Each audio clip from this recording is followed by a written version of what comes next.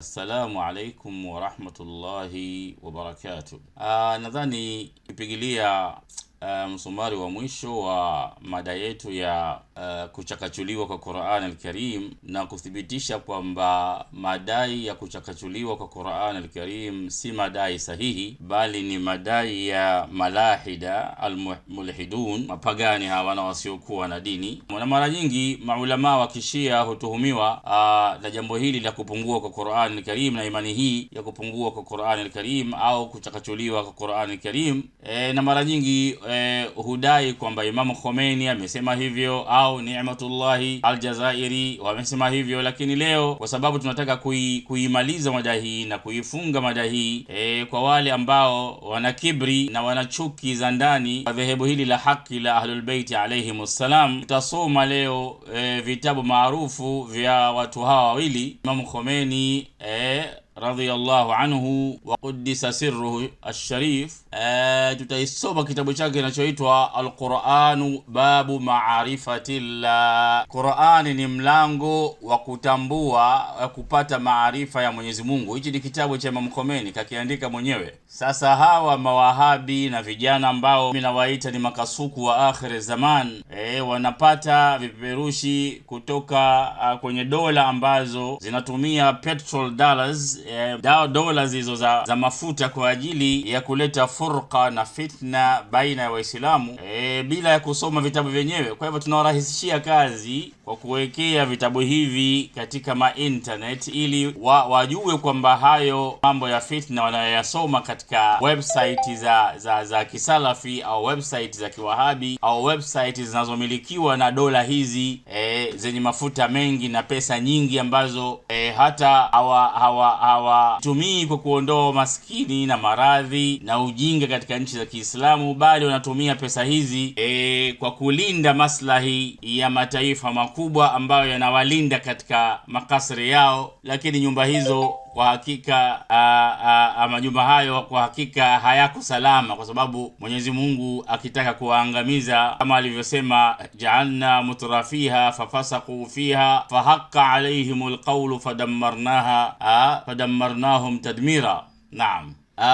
Kwa hakika Imam Khomeini ameandika vitabu vingi. Sasa kuna baadhi ya watu husoma sentence kimoja labda akawa hakukielewa, akatoka akaja akasema kwamba Khomeini anaamini tahrif ya Qur'an al-Karim. Kwa hakika ipo haja ya kwenda katika vitabu kadhaa alivyoviandika Imam. Ameandika vitabu vingi tu, moja katika kitabu cha sala na amegusia Qur'an al-Karim. As-Salik, kitabu kimoja kinazungumzia mtu ambaye anafuata salik tariqi al-Islam, amegusia sharh as-salat, amesharehesha sala, akagusia mambo ya Qur'an al-Karim humo, na ameandika mengi. Na kitabu maarufu ni hichi ambacho ni Al-Quran Babu Ma'rifatillah. Qur'ani ni mlango wa kumtambua Mwenyezi Mungu Subhanahu wa Ta'ala, na katika ukurasa wake wa 25 ana heading, ana title hapa juu amesema Al-Qur'anu lam yataghayyar abada. Qur'ani haikubadilika abada, milele. Qur'ani haikubadilika na haibadiliki. Sasa sijui muwahabi anakuwa na akili gani kiasi ambacho hawezi hata kufahamu maneno haya aliyoandika Imam katika kitabu chake. Kwanza nakianza kitabu hiki cha Imam Khomeini, alafu katika audio itakayofuata nitakuja kuzungumza kitabu cha Ni'matullahi al-Jazairi. Ameandika tafsiri ya Qur'an al-Karim. Mtu anaandika tafsiri ya Qur'an al-Karim na anazungumza humo kwamba Qur'ani la yataghayyar, lam yataghayyar, lan yataghayyar, haitobadilika. Bado anatokea muwahabi, sijui akili zao ni za aina gani, bado wanamtuhumu Ni'matullah al-Jazairi, wanamtuhumu Khomeini kwamba wao wanaamini tahrif, na kwa kupitia kwa wao wakawatuhumu mashia wote. Yani mlango huu kwa hakika tunaufunga, na kuanzia sasa hatutomruhusu muwahabi yoyote katika kumbi zetu kuzungumza habari ya tahrif al-Qur'an, si kwa sababu tunaogopa hoja zao, bali kwa sababu tunajua kwamba audio hizi zinasikilizwa na Waislamu na wasiokuwa Waislamu. Kwa hivyo inakuwa tunawasaidia wasiokuwa Waislamu kuwapa silaha za kuudhuru Uislamu na kuidhuru Qur'ani al-Karim. Kwa hivyo tutakuwa hatuzungumzi mada hizi, sababu tumeshatoa dalili ya kutosha kwamba Qur'ani haikubadilika, haitobadilika na hakuna kuibadilisha, na Qur'ani yenyewe inakataa jambo hili. Kwa hivyo aliyekuwa na masikio ya busara na asikie, asiyesikia katika makundi yetu haya hatutaki kueleza tatizo hili la uovu huu wa kuwasaidia wasiokuwa Waislamu, Mayahudi na Nasara kuudhuru Uislamu. Kwa hivyo naendelea kusoma kitabu cha Al-Qur'an babu ma'rifatillah, ukurasa wa 25 unasema, tabaan, Imam Khomeini anasema ni kweli kwamba anna nabii Musa alayhi salam alladhi huwa min al-anbiya al-udhama, ambaye ni miongoni mwa mitume watukufu wa min anbiya ulil azm, na katika mitume ambao ni ulul azm, wale mitume ulul azm watano wale waliokuwa wana vyeo vikubwa katika mbele ya Mwenyezi Mungu. Kana kitabuhu kamilan, kitabu chake kilikuwa kamili, bilqadari alladhi kana yahtaju ilayhi albashar, kwa kadri ambapo watu walikuwa wanahitajia. Illa anna kitaba nabii Musa, ila isipokuwa kitabu hiki cha nabii Musa ambacho ni Taurat, hadi talafa imebadilika, kimechakachuliwa. Wakadhalika kitaba nabii Isa, hivyo na kitabu cha nabii Isa ambacho ni nini? Ni Injili. Kwa hivyo Imam Khomeini anasema Taurat na Injili hizi zilibadilika, zilikuwa watu wanachukua mahitaji yao, na ilikuwa ni vitabu kwa muda ambao mitume hao walikuwepo. Naam, wama tabaqa liyawm biaidihim, chobakia katika mikono yao leo Mayahudi na Nasara, fa inna muhtawahu yadullu ala annahu ghayra at-Tawrat wal Injil al-asli, yaonesha hayo yaliyomo ndani, yaonesha kwamba si katika Taurati wala Injili ya asili iliyokuwepo katika zama za mitume Musa na Isa. Sasa anakuja tena anasema, lakini kitabuna bihamdillah, kitabu chetu kwa utukufu wa Allah, kad hufidha aman biamin, kimehifadhiwa mwaka na mwaka, kila mwaka, miaka na miaka, karne na karne, kimehifadhiwa munzul awwal, tangu mwanzo, hatta innahu ma zala ladaina, mpaka leo hii tunacho leo, mpaka leo Qur'an, hii Qur'an tunayo mpaka leo, bihifdhi amiril mu'minin, kimehifadhiwa na amiril mu'minin, au bi khatti Sajjad, yani kuna Qur'an mpaka leo iliyoandikwa kwa mkono wa Muali alayhi salam na kwa mkono wa Imam Sajjad Ali ibn al-Hussein, yani mtoto wa Hussein, wa huwa nafsul Qur'an, na ndiyo Qur'ani hiyo al-yawm tulionayo leo, walam yataghayyara abada, na haikubadilika milele na milele. Sasa mtu ambaye anaandika kitabu hiki ameandika neno haya, ni kweli wewe Muwahabi unakuja kumtuhumu Imam Khomeini kwamba anaamini tahrifu ya Qur'an, baada ya kusema kwamba Qur'ani hii tulionayo ndio ile ambayo ilikuwa katika zama za mtume, imehifadhiwa karne na karne, mpaka leo tunayo Qur'ani iliyoandikwa kwa khati ya Imam Ali na khati ya Imam Sajjad, huwa nafsul Qur'an, hiyo ndio Qur'ani hiyo yenyewe, aliyomo walam yataghayyar abada, na haikubadilika abada, milele haitobadilika. Weka kitabu hicho ukumbini, kwa wale wenye masikio ya busara wasikie na waone. Kwa hivyo nikiwaambia maadmin katika ukumbi wetu, msiruhusu Muwahabi yoyote wala msalafi yoyote kutuletea mada hizi za Qur'ani, tunaipigilia misumari kwamba Imam Khomeini ambaye anamtuhumu kitabu chake ndio hicho, maneno yake ndio hayo. Kwa hivyo wakitaka ni kitabu chake hicho, wakikataa ni kitabu chake hicho. Kwa hivyo tunafunga mada hii kwa elimu, kwa hoja iliyo wazi. Tuna dalili nyingi tu, kuna vitabu vingi tu vya Imam Khomeini alivyoandika, lakini tunatosheka na kitabu hiki hivi sasa. Na kiongozi mwingine wa dhehebu la Shia Ithna Ashariya ambaye ni Allama Sayyid Ni'matullah al-Jazairi, ni moja katika mtuhumiwa mkubwa wa Mawahabi. Wanamtuhumu sana kiongozi wetu huyu Ni'matullah al-Jazairi kwa ibara ambazo hawakuzielewa katika vitabu vyake, lakini mimi nitaleta tafsiri yake. Hii tafsiri ya Qur'an al-Karim inahusu Qur'an al-Karim yenyewe na ni mada ya Qur'an yenyewe. Kwa hivyo ni mnasaba kutoa ushahidi wa tafsiri yake mwenyewe na maneno aliyosema juu ya Qur'ani al-Karim, ili kufunga mlango huu kwa maadui wa Shia Ithna Ashariya. Naam, kwa hakika maadui wa Shia wataendelea kukata tamaa kila siku, kwa sababu kweli inapodhihiri uongo wao hupotea. Katika kitabu katika tafsiri inayoitwa Uqudul Marjan, pengine hata Mawahabi hawajawahi kuisikia, Uqudul Marjan fi tafsiri al-Qur'an. Hii ni tafsiri ya Sayyid Ni'matullah al-Jazairi. Nitasoma juzuu ya 4 ukurasa wa 378 na ukurasa wa 379. Kurasa zote mbili hizi nitaziweka ukumbini kwa ajili ya mashia wote soma kitabu hiki na mawahabi kusoma vitabu hivi, ili waweze kuingia angalau akili kidogo kwamba hayo wanayopewa au hayo wanayomezeshwa ni maneno ya paukwa pakawa, lakini ukweli unabakia upo katika vitabu vya maulama hawa kinaga ubaga na kwa wazi kabisa. Kwa hivyo ninasoma tafsiri ya surati Fussilat ambayo ni sura ya 41 na tasoma aya ya 41, tasoma aya ya 41 na aya ya 42. Naam. Aya ya 41 inasema innal ladhina kafaru, hakika ya wale waliokufuru bidhikri, wakaikufuru Qur'an al-Karim,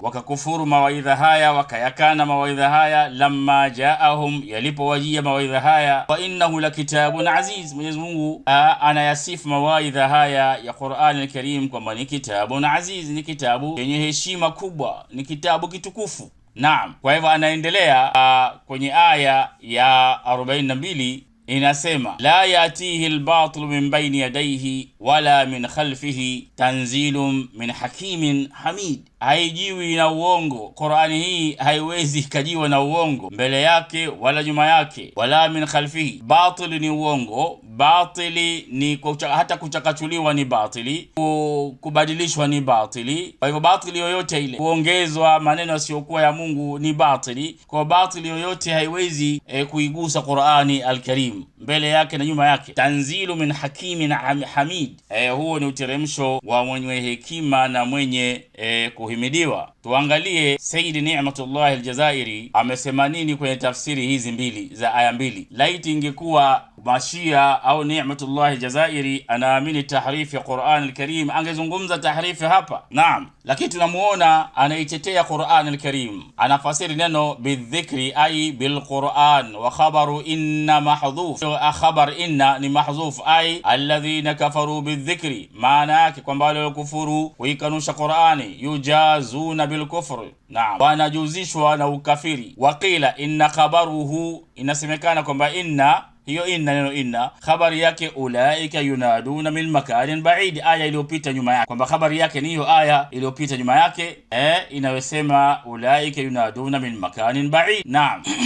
Nadhani ni aya itakuwa ya 40. Naam. Kwa hivyo waqila inna hiyo inna inasemekana kwamba innahu la kitabun aziz, ni kitabu ambacho ni kitukufu. Fi mawdhin khabar, imekuja katika sehemu ya khabar. Anazungumzia mambo ya grama hapa, lakini anasema innal alkitabu alladhi jaahum, hicho kitabu ambacho kimewafikia, azizun, ni kitukufu, bi'izazillahi, kutokana kwamba Mwenyezi Mungu ndiye alikipa utukufu kitabu hicho, iyahu idha hafidha, kwa sababu amekihifadhi huyo Mwenyezi Mungu, minat taghyir, na mabadiliko yoyote, watabdili, na mabadiliko yoyote. Kwa hivyo katika Qur'ani hakuna mabadiliko, hakuna mageuzo. Hivyo ndivyo alivyofasiri Imam Sayyid Ni'matullah al-Jazairi, ambaye nyinyi mawahabi mnamtuhumu. Naweka kitabu chake hichi kwenye ukumbi ili mpate kuingia akili zaidi. Naam. Waqila azizun, inasemekana pia ni azizu kitabu hicho, bi annahu yajibu an ya'izz wa yajul bintihai ila ma fihi, ni yajibu kitabu hicho kiwe na utukufu na kiwe na jalala, kiwe na utukufu, intihai ila ma fihi, tokana na hayo yaliyomo ndani ya kitabu hicho. Na anaashiria hapa nambari 1, maneno hayo pia yamezungumzwa katika kitabu gani? Majma'ul Bayan, Imam at-Tabarasi. Imam Ni'matullah al-Jazairi anaashiria maneno hayo pia yamezungumzwa na nani? Na Imam at-Tabarasi aliandika tafsiri ya Majma'ul Bayan. Nadhani mawahabi iko haja ya kukaa kitako mkasoma kabla ya kufungua midomo yenu watuhumu watu watukufu kama hawa ambao wameandika na athari zao tunazisoma mpaka leo. Sasa alipokuja Sayyid Ni'matullah al-Jazairi katika aya ya 42 ambayo inasema la yatihi albatil min baini yadayhi, haijiwi na batil yoyote mbele yake wala nyuma yake. Kitabu hicho tanzilu min hakimin hamid, ni uteremsho wa mwenye hekima na mwenye kuhimidiwa. Asema la yatihi albatil min baini yadayhi wala min khalfihi, fihi aqwal. Sasa kuna kauli, baadhi ya kauli nyingi. Ahduha, kauli ya kwanza, innal batila ash-shaytan, kwa maana kwamba batili ambaye ni shetani, ni maana ya shetani. Kwa hivyo shetani hawezi kuiharibu Qur'ani hii wala kuifanya vyovyote, kuibadilisha na vyovyote. Wa maanahu, na maana yake, la yakdiru shaitan, shetani hawezi, hana kudra, hana nguvu, an yanqusu minhu, ya kupunguza kutoka kwenye Qur'ani, haqqan, ana kupunguza haki, au yazidu fihi batila, au kuzidisha ndani yake batil. Sasa sijui mwahabi ana akili gani ambayo haiwezi kumfanya akaamini au akafahamu maneno haya aliyosema Ni'matullah Jazairi, na badala yake akaendelea kumtuhumu Ni'matullah Jazairi kwamba anaamini kwamba katika Qur'ani kuna nuksan au kuna ziada au upungufu au kuna mambo yamezidi. Ujinga uliopindukia mipaka. Kauli ya pili ni kwamba la yatihi ma yabtuluhu min alkutub. Kauli ya pili ni kwamba haiwezi hakuna kitabu kitakachokuja kabatilisha yale yaliyomo katika Qur'an al-Karim qablahu wala yajiu min ba'dahu kitabu yansawhu. Hapo mwanzo kulikuwa hakuna kitabu kilichobatilisha Qur'ani, wala baada yake hakutakuja kitabu kitakachofuta hukumu za Qur'an al-Karim.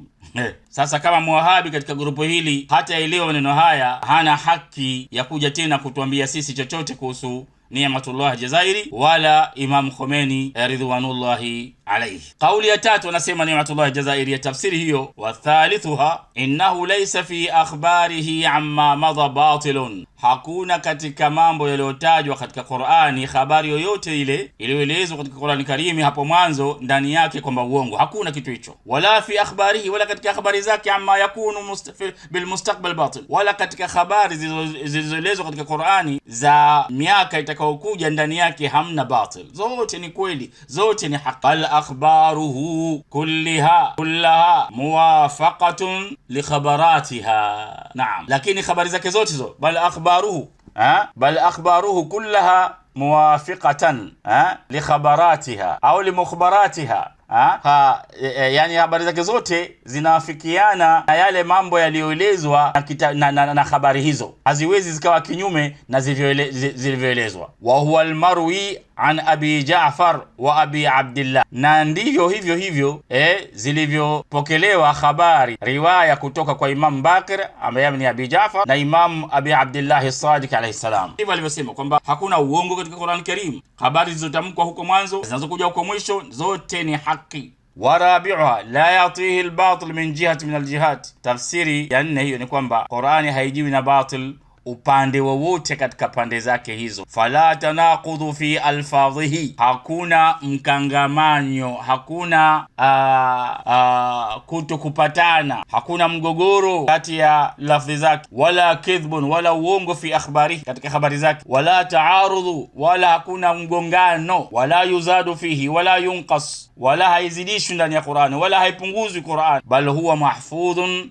hujjatun ala almukallafina ila yawm alqiyama, bali imehifadhiwa na inabakia kuwa ni hujja kwa mukallafina wote ambao wamekalifishwa na sheria la yaumil qiyama, mpaka siku ya kiyama. Wallahi, akitokea muwahabi akasema Ni'matullah Jazairi anaamini taarifu al-Qur'an, tutamwambia wewe ni mjinga na hatufai hata kusikiliza maneno yako. Kisha anamalizia Ni'matullah Jazairi kwa kusema ai tanzilu min alimin, imeteremshwa na mwenye kujua, biwujuhil alhikma, pande zote za hekima, mustahiku lihamdi ala al-in'am. Naam, anastahiki kuhimidiwa kutokana na neema alizozineemesha kwa waja wake. Maneno hayo ameashiria ambayo yameelezwa pia na Imam Tabarasi katika Majmu' al-Bayan juzuu ya 9 ukurasa wa 23.